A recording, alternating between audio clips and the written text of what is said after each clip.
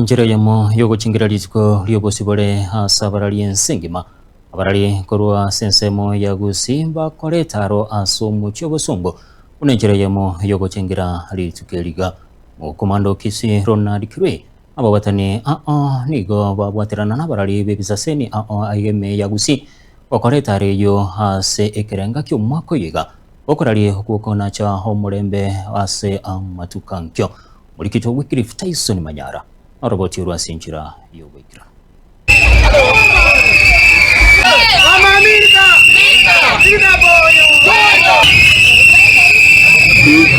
And today, journalists have also been reminded that they have another additional role, that as they do the fitness of reporting news in the newsroom or doing a visit somewhere, what will come in the center is about peace.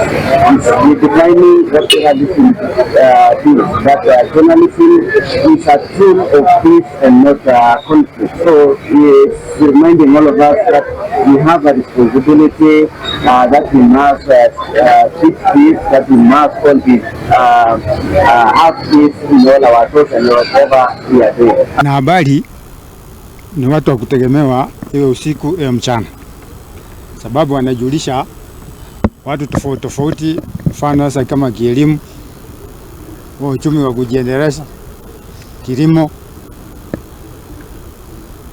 kimichezo.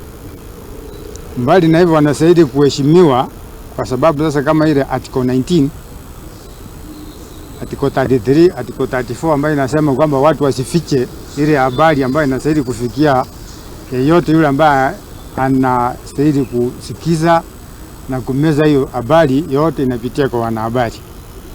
Wanahabari ni heri waheshimiwe mahali popote wanapoonekana kwa sababu wao ndio kioo cha jamii kuanzia mashinani mpaka ulimwenguni kote. During this occasion, we review our performances in the past year, and I want to say that the media has a role to play in society. It has a responsibility of educating the society on the Constitution of Kenya, the civil liberties that they enjoy, and the electoral process. Hiyo ni eneo la Kisii, Nyamira na maeneo mengine.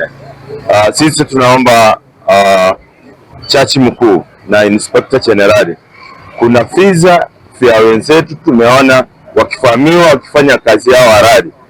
Tunataka kuambia inspector mkuu general na chachi mkuu bwana Madam Martha Koome hakikishe kuwa yale maovu yote wanahabari wamefanyiwa katika nchi ya Kenya yanafika mwisho.